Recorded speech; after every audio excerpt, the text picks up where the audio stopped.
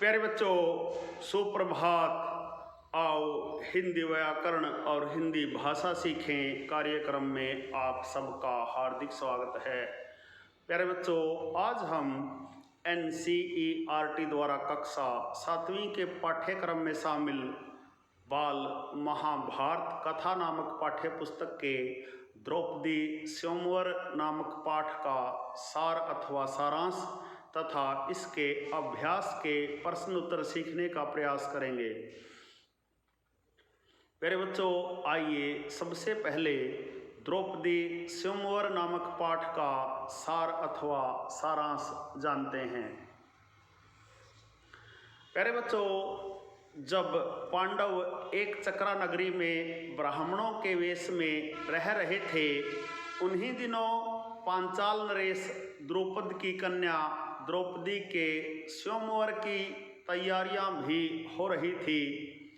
पांडव भी माता कुंती के साथ पांचाल देश में पहुंचकर एक कुम्हार की झोपड़ी में ब्राह्मण वेश में रहने लगे। इस वेश में कोई उनको पहचान नहीं पाता था। स्वयंवर मंडप में दूर दूर से अनेक वीर आए थे। धृतराष्ट्र के सभी पुत्र कर्ण, श्री कृष्ण, शिशुपाल, जरासंध, शल्य जैसे प्रसिद्ध वीर उपस्थित थे। पांचों पांडव भी ब्राह्मणों के मध्य जाकर बैठ गए। प्यारे बच्चों, स्वयंवर स्थल पर एक बहुत बड़ा धनुष रखा हुआ था तथा ऊपर काफी ऊंचाई पर सोने की एक मछली टंगी हुई थी। उसके नीचे एक चमकदार यंत्र तेजी से घूम रहा था। राजा द्रौपद ने घोषणा की थी कि जो राजकुमार वहां रखे धनुष से तीर चलाकर मछली की आंख भेद देगा, उसे ही द्रौपदी वरमाला पहनाएगी। प्यारे बच्चों, स्वयंवर मंडप में अपने भाई धृष्टद्युम्न के साथ द्रौपदी ने प्रवेश किया। इसके बाद एक एक करके राजकुमार उठते और धनुष पर डोरी चढ़ाते, हारते और अपमानित होकर लौट जाते। कर्ण ने धनुष उठाकर खड़ा कर दिया और तानकर प्रत्यंचा भी चढ़ानी शुरू कर दी। डोरी के चढ़ाने में अभी थोड़ी सी कसर रह गई थी कि इतने में धनुष का डंडा उसके हाथ से छूट गया तथा उछलकर उसके मुंह पर लगा। प्यारे बच्चों, अपनी चोट सहलाते हुए कर्ण अपनी जगह पर जा बैठे। तभी ब्राह्मण वेशधारी अर्जुन ने धनुष पर तीर चढ़ाया और 5 बाण उस घूमते हुए चक्र में मारे, जिससे कि निशाना टूटकर नीचे आ गिरा।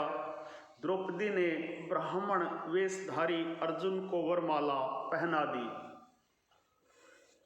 प्यारे बच्चों, युधिष्ठिर, नकुल, सहदेव समाचार देने माँ के पास चले गए।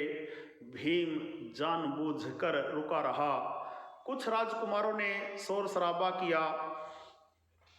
श्री कृष्ण और बलराम के समझाने पर सब शांत हो गए। भीम और अर्जुन द्रौपदी के साथ कुम्हार की कुटिया की ओर चल दिए। प्यारे बच्चों, जब अर्जुन और भीम द्रौपदी को लेकर चले तो धृष्टद्युम्न ने उनका पीछा किया।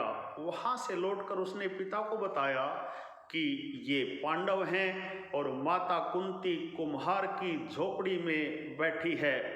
तब राजा द्रौपद ने उन्हें बुलावा भेजा और इनके वहां आने पर उसने 5 पांडवों के साथ द्रौपदी का विवाह कर दिया।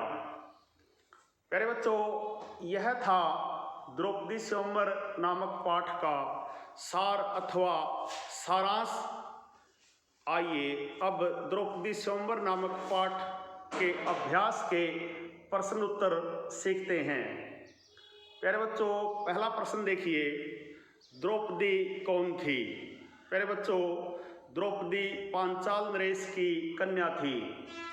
प्रश्न नंबर 2 देखिए, द्रौपदी कहाँ की राजकुमारी थी? द्रौपदी पांचाल देश की राजकुमारी थी।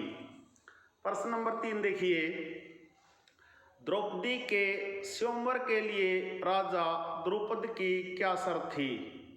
प्यारे बच्चों, द्रौपदी के स्वयंवर के लिए राजा द्रुपद की यह शर्त थी कि जो राजकुमार पानी में प्रतिबिंब देखकर उस भारी धनुष से तीर चलाकर उस पर टंगे हुए निशाने अर्थात मछली को गिरा देगा, उसी को द्रौपदी वरमाला पहनाएगी। प्यारे बच्चों, प्रश्न नंबर 4 देखिए, द्रौपदी के स्वयंवर में कौन कौन से राजा शामिल हुए? प्यारे बच्चों, द्रौपदी के स्वयंवर के लिए दूर दूर से अनेक वीर आए हुए थे, जिनमें धृतराष्ट्र के 100 बेटे, अंगनरेश, कर्ण, श्री कृष्ण, शिशुपाल, जरासंध, शल्य आदि भी शामिल हुए थे। प्यारे बच्चों, प्रश्न नंबर 5 देखिए, पांचों भाई माता कुंती के साथ पांचाल देश में कहाँ रुके? पांचों भाई माता कुंती के साथ पांचाल देश में किसी कुम्हार की झोपड़ी में रुके। प्रश्न नंबर 6 देखिए, पांचाल देश में भी पांडव ब्राह्मण वेश में ही क्यों गए? प्यारे बच्चों, पांचाल देश में भी पांडव ब्राह्मण वेश में ही इसलिए गए जिससे उनको कोई पहचान न सके। प्रश्न नंबर 7 देखिए, राजा द्रुपद की शर्त को किसने पूरा किया और कैसे? प्यारे बच्चों, अर्जुन ने धनुष हाथ में लिया और उस पर डोरी चढ़ा दी। उसने धनुष पर तीर चढ़ाया और एक के बाद एक 5 बाण उस घूमते हुए चक्कर में मारे और हजारों लोगों के देखते देखते निशाना टूटकर नीचे गिर पड़ा। इस प्रकार अर्जुन ने राजा द्रुपद की शर्त को पूरा किया। प्यारे बच्चों, यह थे द्रौपदी स्वयंवर नामक पाठ के अभ्यास के महत्वपूर्ण प्रश्न उत्तर। आशा है आपको अच्छी प्रकार से समझ में आए होंगे।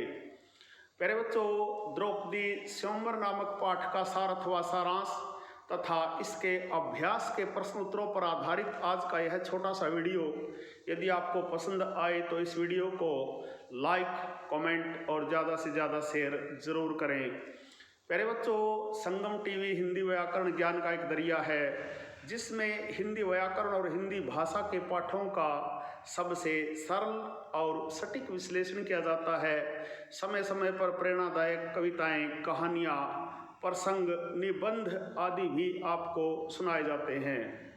प्यारे बच्चों, यदि आप वास्तव में गंभीरता के साथ हिंदी व्याकरण और हिंदी भाषा को सीखना चाहते हैं तो आपके अपने YouTube चैनल संगम टीवी हिंदी व्याकरण को सब्सक्राइब जरूर करें और वीडियो पर दिए बेल आइकन को जरूर दबाएं ताकि संगम टीवी हिंदी व्याकरण पर पढ़ाए जाने वाले पाठों का सबसे सरल और सटीक विश्लेषण YouTube पर अपलोड होते ही उसका नोटिफिकेशन सबसे पहले आपके पास पहुंचे।